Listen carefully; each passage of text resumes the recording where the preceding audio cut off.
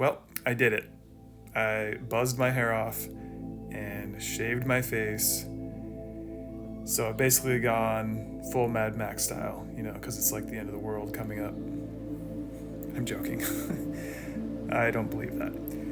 But what is going on with me is I have been going through this period of time of like deconstruction, I feel like, of my identities, of how all these different identities coming up in me and presenting themselves, and it's as if I'm being asked by a higher power of some sort to release them, to let go of the previous things that are making me in a sense, and in doing so I'm making room for the new. I had a little ceremony last night where I wrote a letter essentially expressing what I'm going through and using that to kind of move the energy, and then I just proceeded to cut my hair off. I am seeking truth, and I'm not tied to anything about me necessarily, like within my identity structures and my ego, but I am trying to find ultimate truth and for myself, whatever that happens to mean. And it's kind of interesting. I had this realization last night that I have been treating Bitcoin in a certain way. I've been treating it as like a savior of my life and putting my faith in it.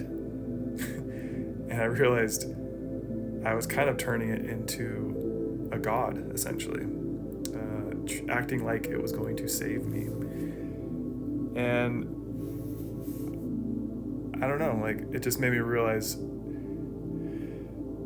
I always need to have source in my life. I always need to have God in my life, and that's the real foundation of a prosperous and happy life.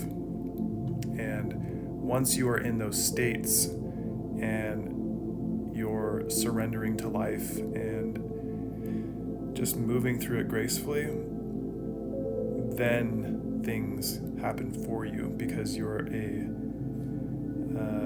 frequency match, your resonance match to what you've become. So in order to be quote unquote saved by wealth, first I have to believe and be a match for abundance. And I do think that Bitcoin is a representation of that in our reality. It is coming forth through all these interesting times that we're going through. So I'm going to keep learning about myself, about Bitcoin. I'm going to keep building my future for myself and my family, and we're going to keep on living this wonderful life.